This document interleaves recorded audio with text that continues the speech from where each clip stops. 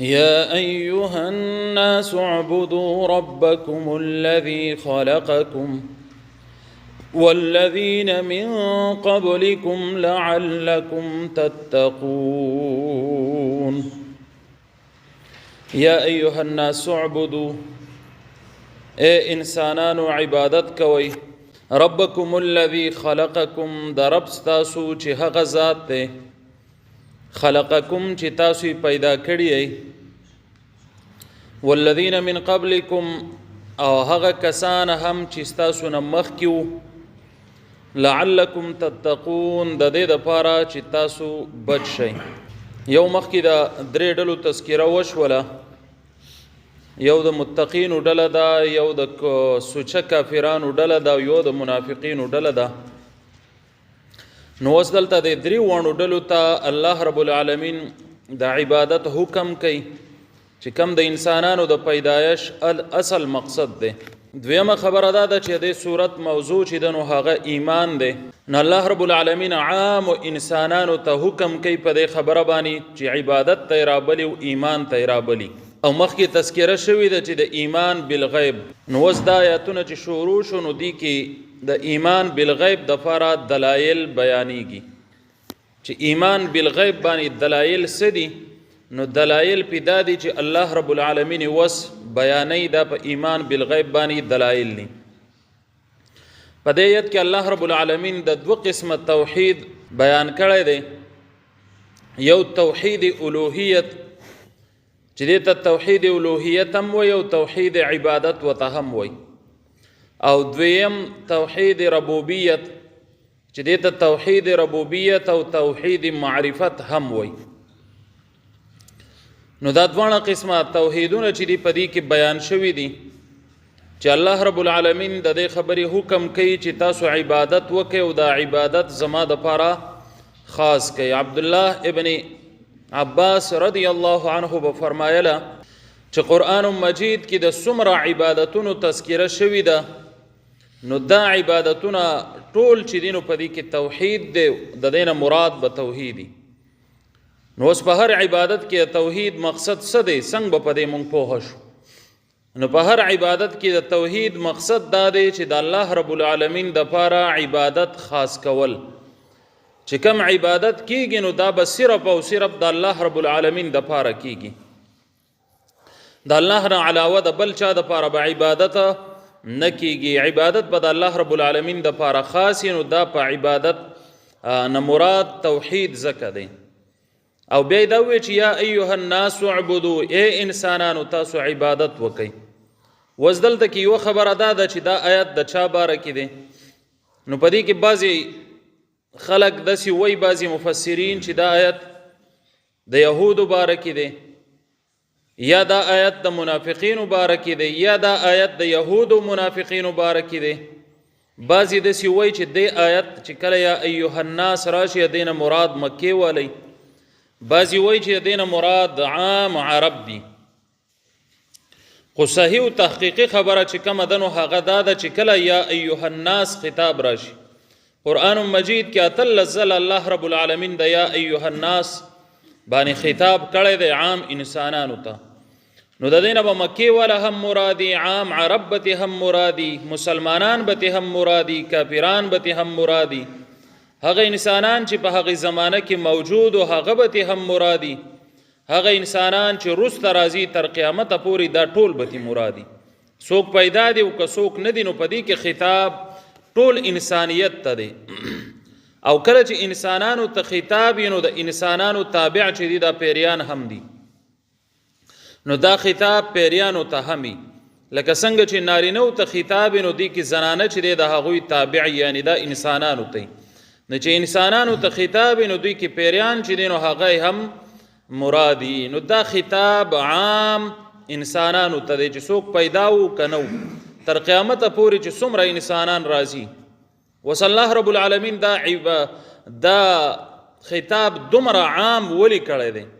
نو یو وجه د دې نه دا معلومیږي چې نبی اکرم صلی الله علیه وسلم آخري پیغمبر دی او تر قیامته پورې بل پیغمبر راتلونکی نشته دی. د دې ټولو پیغمبر دی نو ځکه یا ایها الناس خطاب چې دی دا ټولو انسانانو ته دی. که څوک په هغه وخت کې او که څوک د هغې نه پس و، که څوک په دین کې داخل دی او که څوک نه دی داخله، نو ټولو ته خطاب دی. او یا ایها الناس اعبدوا ربکم، وس الله رب العالمین څه غواړي؟ نو د دوی نه دا غواړي چې عبادت زما پورې خاص کوي. او ولې خاص کوي؟ نو د دې دپاره دلیل ذکر کوي چې ربکم، رب ستاسو دی، الله رب العالمین ستاسو رب دی. نو دا د اعبدو دپاره دلیل شو چې اوس عبادت ولې د الله رب العالمین وکړو. لکه کله کله یو سړی راشي او هغه وټ غواړي، وایي د پلانکي سړي له وټ ورکوي، د دې مثال به ورکړو. هلکه ولې وله وټ ورکم؟ دی خو زما غم خادی له نه دی راغلی، ده خو ماله کوڅه نه ده کړې، ده خو ماله اوبه نه دی کړي، زما خو چې ضرورت و د سپارش نه دی کړی، داسې یې که نه. نو الله رب العالمین عبادت چې دی دا د الله رب العالمین پورې خاص کول دي. نو عبادت الله رب العالمین ولې خاص غواړي؟ ځکه یې غواړي چې وایي رب ستاسو دی، او دا ډېر لوی دلیل دی. الله رب العالمین پالونکی دی، الله رب العالمین پیدا کوونکی دی، الله رب العالمین تربیت کوونکی دی، الله رب العالمین بندوبست کوونکی دی د انسانانو، او الله رب العالمین طرف ته واپسی ده او هغه به تپوس هم کوي د دې ژوند. د رب معنا مقصد چې دی هغه دا دی. نو چې ستاسو رب دی نو پکار دا ده چې عبادت د الله رب العالمین وشي. او الذي خلقکم، دویم صفت، دویمه خبره څه کوي؟ هغه ذات دی چې تاسو یې پیدا کړي یئ. نو دا دویمه خبره وکړه چې دا نوره مضبوطی چې ستاسو رب دی او کم رب چې تاسو یې پیدا کړي. نو خلقکم پیدایش د ټولو نعمتونو سردار چې دی، نو وایي دا پیدایش د انسان دی. د ټولو نعمتونو سردار نعمت څه شی دی؟ د انسان پیدایش. که چېرته د انسان نه وی پیدا، یو انسان مونږ مثال والو چې د هغه نوم مونږ له راځي او نن په مونږ کې ناسي، او مونږ وایو چې د پلانکې نشته او د 50 جازونه دي او 1500 اجرې به ځمکه یې ده او دومره مال دی، نو څه پیدا شته؟ یې دی نو چې هغه انسان نه، نو څه به دا ټوله دنیا د هغه شو، د دنیا وزیر اعظم شو، د دنیا صدر شو، د دنیا د ټولو نه طاقتور شخص و، خو چې هغه شته نه نو څه. نو اولنی چې الله رب العالمین لوی نعمت کړی او د ټولو نعمتونو سردار نعمت دی، نو هغه پیدا کول له انسانانو دی. نو الذي خلقکم، هغه ذات دی چې تاسو یې پیدا کړي یئ.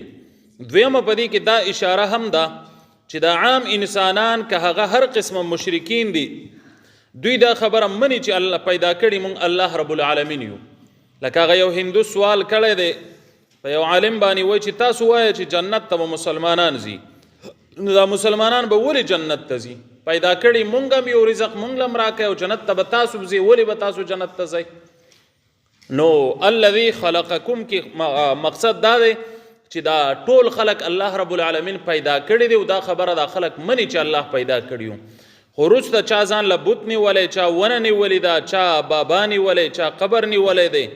نو دا وایي چې الذي خلقکم، څوک چې پیدا کولی شي عبادت د هغه په کار دی. څوک چې پیدا کولی شي او دومره لوی کار سردار نعمت کولی شي، نو هغه ځان له بیا برخدار نه جوړوي، هغه ځان له بیا وزیر او مشیر نه جوړوي چې دی به راته آواز کوي او دی به داسې کوي. نه، هغه یوازې کافي دی. نو هغه سوال کوونکي له دا جواب ورکړی شو چې ګوره چې کله ته دا منې چې زه خپل مالک پیدا کړی یم او زمونږ د ټولو مالک دی او مونږ یې رالیږلي یو، نو هغه الله چې څه ویلي دی هغه خبرې خو ته نه منې که نه. هغه هندو له دا جواب ورکوي چې هغه خبرې ومنه. نو که فرض که دا خبرې تا ومنلې نو جنتي تو یې. دا نوم د مسلمان چې دی نو دا نه دی چې ګنې مسلمان نوم چاله کېښودی شو دی به جنت ته ځي. د مسلمان نوم یو معنی ده او یو مقصد دی، او هغه مقصد دا دی چې د الله رب العالمین حکمونه منونکې او د الله چې د څه نه منع کړي د هغې نه منع کېدونکې. نو که دا تو جوړ شي تو به جنت ته ځې، او که بل څوک جوړ شو بل څوک به جنت ته ځي. دا په نوم باندې وی چې تو مخه پکېږه، تو په خپل نوم کې دا کار شروع که. نو که تو د بوتانو عبادت کې او د بوتانو عبادت الله رب العالمین منع کړی، تو د بل چا نه غوښتل کې او الله منع کړي دي، او تو دا امید کې چې زه د جنت ته لاړ شم، نو په دې باندې جنت ته نشې تللی. نو دا بل لوی دلیل شو الذي خلقکم، چې الله پیدا کړي. نو د ټولو نه لوی سیس چې دی هغه دا دی. نو پکار دا ده چې عبادت ته هغه پوری خاص شي. والذین من قبلکم، او ستاسو نه مخکینی خلک هم پیدا کړي. اوس مخکې څوک دی؟ نو کله کله دا پښتانه بعضي ناپوهه یا غیر تربیت یافته پلار ته ویره چې پیدا کولم دی، نو اوس دا کار رالم وکړه، داسې هم وکړه. یا خلک د عام خلک وی یو ماشوم رانې وکړي چې یاره وی پیدا کولی شي او بیا یې ورسره خوا غم نه وي، اخوا د ډوډۍ او د تربیت او دا غم نه کوي نه لکه دا پیدا کړی خوار نشوي ستا دومره ذهن کار نه کوي نو والذین من قبلکم پیدا کول څوک کوي الله کوي که ته پلار او نیکه بدنامې نو هغه مه بدنامو خو ځان له پخپله الله پیدا کړی دی نو تا به څه پیدا کړي چې یو سړی پخپله دومره زور نشته چې ځان پیدا کړي نو بل څوک پیدا کولی شي بیا په دې کې دویمه خبره دا ده چې والذین من قبلکم چې دا څومره خلک مشرکین شوي دي نو دا ټیم نه دی په سیرت کې مونږ بعضې ویلي نو دا ولې مشرکین شوي دا د نیکانو خلکو عبادت شروع کی څوک د هغوی بوتان جوړ کی څوک د هغوی د قبر خواله ځي ناسي څوک د هغه نه غوښتنه کوي څوک یې تصویر ولګوي نو په دې طریقې سره نو والذین من قبلکم کې ټول لازم که څوک د پلار نیکه عبادت کوي او د هغه ډېر عزتونه او ډېر صفتونه یې کوي که څوک د یو نیک سړي او د یو عالم صفت کوي څوک د یو ولی الله صفت کوي د الله رب العالمین لوی ولی دی خو اوس چې دی نو دا سم نه دی او پیدا کړی وای الله ورته وایي چې دنه مه غواړه بلکې زمانه به یې غواړې او زما پورې به عبادت خاص کې ځکه چې والذین من قبلکم خو پخپله ما پیدا کړی نو به تعالی څه درکړي چې څه ورکړه کوم نو هغه له هم زه کوم نو چې هغه د الله ولی دی چې ته د الله ولی جوړ شه که نه ته هم جوړ شه نو والذین من قبلکم کې خبره دا ده چې ستاسو نه مخکې چې څوک دی هغه هم پیدا کړي لعلکم تتقون د دې دپاره چې تاسو بچ شئ اوس دلته کې تتقون چې دی تقوا ده نو تقوا یو لغوي معنی ده لغوي معنی چې دی هغه څه ته وایي بچاو ته وایي بچ کېدل دویمه معنی چې دی نو هغه شرعي معنی ده شرعي معنی دا ده چې د الله رب العالمین چې څومره اوامر څومره حکمونه دي یا د پیغمبر طریقې ویناګانې دي دا پوره کول او د څه نه چې منع کړي د دې څیزونو نه منع کېدل قرآن دی نو دلته به لازما شرعي معنی چې دی هغه به صحیح مراد وي نو دلته کې اوس لعلکم تتقون وي لعلکم کې رجا او امید دی شک دی پکې د الله رب العالمین باره کې شک کیدی چې الله رب العالمین یو خبره وکړي نو شک به پکې څنګه نو دلته مراد دی شک نه دی لعلکم کې یو معنی دا ده چې دا د کی په معنی باندې دی یعنی الله رب العالمین به داسې وکړي دویمه خبره دا ده چې لعلکم تتقون معنی دا ده چې امید دی چې تاسو تقوادار جوړ شئ یعنی چې تاسو عبادت کوئ نو تاسو به تقوادار جوړ شئ اوس دلته یوه خبره دا شوه چې تاسو عبادت وکئ مخکې د عبادت حکم دی بیا وایي تاسو به تقوادار جوړ شئ نو دلته یو سوال واقع کیږي چې دا تقوا خو په خپله عبادت دی نو په عبادت باندې به تقوادار جوړیږي نو په دې کې په یوه خبره ځان پوهه کوي چې تقوا چې ده نو دا اعلی مقام د عبادت دی هغه ډېر اعلاوالی او چوتوالی دی نو دې چوتوالی ته به تو په عباداتو باندې راسي یا یوه خبره دا ده چې دا اوس مناسبت یې د څه سره دی نو که د ایمان بالغیب سره شي خبره خو وشول خو که د هدل للمتقین سره شي نو قرآن کریم مختصر د آیات کوي چې قرآن کریم هدایت دی او د هدایت لار چې دی هغه تقوا ده او د تقوا لار چې دی نو هغه څه شی دی هغه عبادت دی او بیا بعضې وایي چې د عبادت لار چې دی نو هغه فکر دی که ستا سر فکر پیدا شو د خپل پیدایش او د خبرو باره کې چې الله کم عقلی دلایل وس دلته ښکلي او په نرمه لهجه سره او د یا ایها الناس په خطاب سره په ښکلې طریقې سره بیانوي په دې خبرو کې د فکر وکړو نو ته به په خپله عبادت له راشې چې د عبادت لایق خو هم دی د بل چا عبادت زه ولې وکړم د بل چا پسې ولې ورپسې شم نو چې په عبادت کې بیا لګیا شي نو دا عبادت به تا تقوا ته رسوي او دا تقوا چې دی نو دا به تا بیا هدایت ته رسوي او دا هدایت چې دی دا څه شی دی دا قرآن مجید دی نو دا د یو بل لپاره لار ده او په دې لار باندې تلل کېږي اوس دلته یوه خبره بله لعلکم تتقون وایي د دې دپاره چې تاسو تقوادار جوړ شئ